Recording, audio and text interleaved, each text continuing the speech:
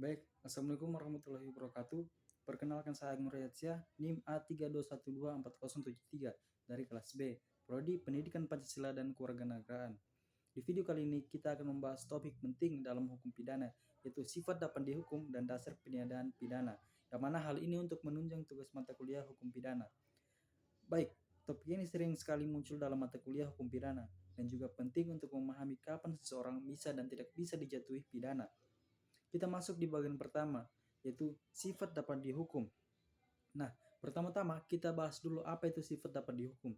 Sederhananya, sifat dapat dihukum berarti bahwa suatu perbuatan manusia bisa dikenai pidana karena memenuhi semua unsur tindak pidana dan tidak ada alasan untuk menghapus pidananya.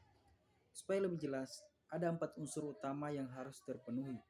Pertama, yaitu perbuatan manusia, yang mana hanya perbuatan yang dilakukan secara sadar yang bisa dihukum. Kalau seseorang bergerak tanpa kesadaran, misalnya karena kejang, itu bukan perbuatan pidana. Kemudian selanjutnya yaitu melawan hukum, mana artinya perbuatan itu bertentangan dengan hukum atau norma keadilan.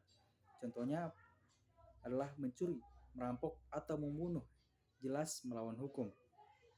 Kemudian yaitu ada kesalahan atau syul, yang mana seseorang hanya bisa dihukum kalau melakukan kesalahan, baik sengaja maupun lalai. Kalau seseorang tidak bermaksud dan tidak tahu, serta tidak mungkin menghindarinya, maka tidak bisa dipidana. Kemudian yaitu kemampuan bertanggung jawab, mana artinya pelaku sadar akan perbuatannya dan bisa mengendalikan tindakannya. Misalnya, orang yang mengalami gangguan jiwa tidak dapat dihukum karena tidak mampu mempertanggungjawabkan perbuatannya. Selanjutnya itu kita masuk di bagian 2, yaitu dasar peniadaan pidana. Sekarang kita masuk ke bagian kedua, yaitu dasar peniadaan pidana. Mana bagian ini penting sekali karena kadang ada orang yang melakukan perbuatan yang kelihatannya melanggar hukum, tapi tidak bisa dihukum karena ada alasan tertentu.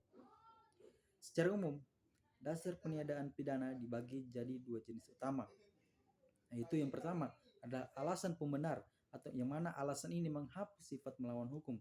Artinya perbuatannya secara hukum dianggap benar karena dilakukan dalam keadaan tertentu. Contohnya, pembelaan terpaksa atau notwear, pasal 49 ayat 1 KUHP. Misalnya, kamu menyerang balik orang yang ingin melukaimu.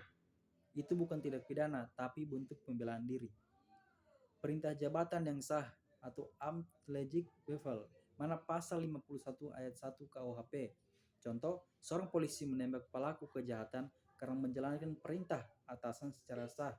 Mana keadaan kemudian selanjutnya yaitu keadaan darurat atau not to stand dalam doktrin hukum. Misalnya seseorang memecahkan kaca mobil untuk menyelamatkan bayi yang terjebak di dalam perbuatannya benar secara moral dan hukum. Kemudian kita masuk di bagian B, yaitu alasan pemaaf. Kalau alasan pembenar menghapus melawan hukum, maka alasan pemaaf menghapus kesalahan dari pelaku. Artinya perbuatan tetap salah, tapi pelaku tidak bisa dipersalahkan. Contohnya daya paksa atau overmatch, mana pasal 48 KUHP. Misalnya seseorang melakukan perbuatan karena dipaksa atau diancam dengan bahaya serius, di mana pembelaan terpaksa yang melampaui batas atau not where access, pasal 49 ayat 2 KUHP. Misalnya seseorang terlalu panik saat diserang lalu membalas berlebihan karena emosi yang memuncak, mana perintah jabatan yang tidak sah tapi laksanakan dengan itikat baik, pasal 51 ayat 2 KUHP. Misalnya bahwa bawahan menjalankan perintah atasan yang ternyata salah tapi dia tidak tahu bahwa perintah itu melanggar hukum. Baik, jadi kesimpulannya, sifat dapat dihukum adalah ketika seseorang memenuhi semua unsur tindak pidana dan bisa dimintai pertanggungjawaban. Sedangkan dasar peniadaan pidana adalah alasan yang membuat pelaku tidak dapat dihukum meskipun perbuatannya melanggar hukum, karena perbuatannya dibenarkan atau karena ia tidak bisa dipersalahkan. Baik, mungkin hanya itu dari saya. Lebih dan kurangnya saya mohon maaf. Wassalamualaikum warahmatullahi wabarakatuh.